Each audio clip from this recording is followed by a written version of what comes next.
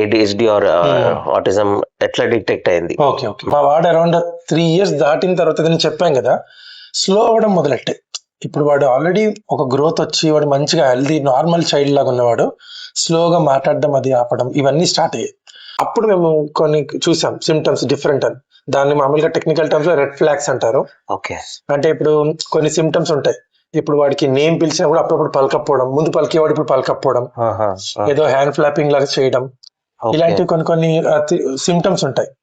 ఇంకా ఈ సిమ్టమ్స్ ఎట్లా ఉంటాయంటే ఐ కాంటాక్ట్ చెప్పడం, ఇది one of the major thing మాట. అంటే ఇప్పుడు పిలిస్తే మనం చూసి మాట్లాడలేడు. ఐ కాంటాక్ట్ ఎక్కడో చూసి మాట్లాడతారు అనమాట. లే హ్యాండ్ ఫ్లాపింగ్ అంటారు, స్టిమ్మింగ్ అంటారు, రిపీటెడ్ గా ఒకటి చేస్తూ ఉంటారు. ఇలాంటివి చాలా థింగ్స్ ఉన్నాయి అన్నమాట. సో ఇది ఏంటిది ఇంకా హైపర్ అయితే కామన్. అంటే హైపర్ యాక్టివ్ అయిపోవడం, ఒక చోటే ఫోకస్ లేకపోవడం, ఇంకా టూ మచ్ గా ఒకటే దానిపైన ఇప్పుడు యానిమల్స్ ఉన్నాయి మరి పిచ్చి మాట, ఓవర్ అబ్సెసివ్ పిచ్చి. ఇంకా మా ఇంట్లో సోఫాల పైన ఎగరడం ఇలాంటివన్నీ ఉండేవి. సో వీ ఫెల్ట్ ఏదో ప్రాబ్లం ఉంది అని. పేరెంట్స్ కూడా అందరికీ ఏంటంటే ఈ రెడ్ ఫ్లాగ్స్ ఏమైనా చూసినప్పుడు ఎంత ఎర్లీగా వెళ్తే అంత బట్ ఎర్లీ ఇంటర్వెన్షన్ అంటారు. 0 to 3 గోల్డెన్ ఏజ్ అంటారు. సో ఎంత ఎర్లీగా 2 years కి వాడు ఏం చేయాలో అంటే మనకు ఐడియా ఉంటుంది నెట్ లో చూసిన ఏమేమి కిట్స్ చేయాలో 2 years వరకు. అది చేయలేకపోతే డిలే ఉంటే వెంటనే 2 years టైం కి స్టార్ట్ చేసడం బెటర్.